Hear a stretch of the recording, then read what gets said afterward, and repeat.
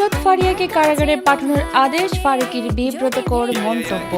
ঢাকার ভাটারা থানায় দায়ের করা একটি হত্যা চেষ্টা মামলায় গ্রেপ্তার হওয়া অভিনেত্রী নুসরাত ফারিয়াকে কারাগারে পাঠানোর আদেশ দিয়েছেন আদালত। সোমবার ঢাকার চিফ মেট্রোপলিটন ম্যাজিস্ট্রেট সিএমএম আদালত শুনানি শেষে এ আদেশ দেন। ঢাকা মহানগর দায়রা জজ আদালতের প্রধান পাবলিক প্রসিকিউটর ওমর ফারুককে বলেন, রাষ্ট্রপক্ষ থেকে নুসরাত ফারিয়াকে কারাগারে আটক রাখার আবেদন করা হয়। শুনানি শেষে বিচারক তাকে কারাগারে পাঠানোর নির্দেশ দেন। সকালেই তাকে আদালতে হাজির করে ঢাকা মহানগর গোয়েন্দা পুলিশ। এর আগে রোববার দুপুরে থাইল্যান্ড যাওয়ার সময় হযরত শাহজালাল আন্তর্জাতিক বিমানবন্দরের ইমিগ্রেশন চেকপোস্ট থেকে তাকে গ্রেপ্তার করে ইমিগ্রেশন পুলিশ। ভাটারা থানায় করা মামলায় তার বিরুদ্ধে আগে থেকেই গ্রেপ্তারি পরোয়ানা ছিল।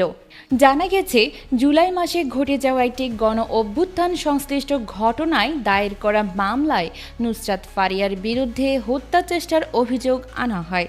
মামলাটি নিয়ে তদন্ত চলছে।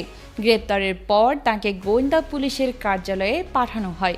নুসরাত ফারিয়া 2015 সালে চলচ্চিত্রে অভিষেকের পর বাংলাদেশ ও ভারতের একাধিক চলচ্চিত্রে অভিনয় করেছেন।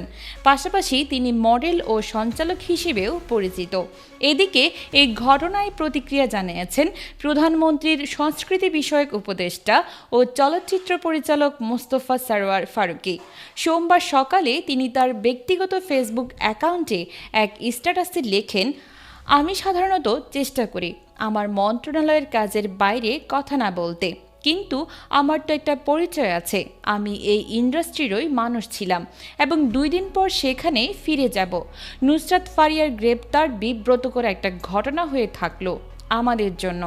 আমাদের সরকারের কাজ জুলাইয়ের প্রকৃত অপরাধীদের বিচার করা।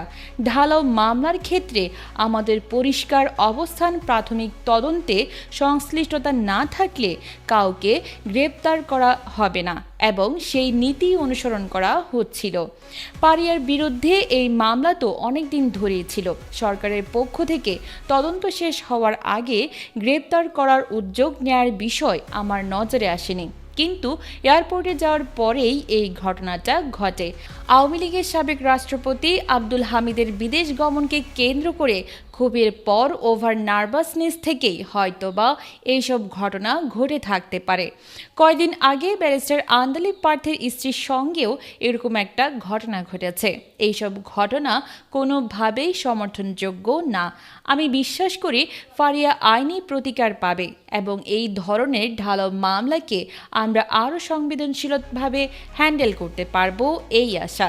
আমাদের মনে রাখতে হবে, আমাদের প্রধান কাজ জুলাইয়ের প্রকৃত অপরাধীদের বিচার করা। ফারুকীর মতে সরকারের উচিত হবে প্রকৃত অপরাধীদের শনাক্ত করে বিচার প্রক্রিয়া নিশ্চিত করা, যাতে নিরপরাধ কেউ হয়রানির শিকার না হন। এ নিয়ে চলচ্চিত্র অঙ্গনে মিশ্র প্রতিক্রিয়া দেখা দিয়েছে। অনেকেই বিষয়টি নিয়ে উদ্বেগ প্রকাশ করেছেন এবং দ্রুত তদন্ত শেষে ন্যায় বিচারের দাবি জানিয়েছেন।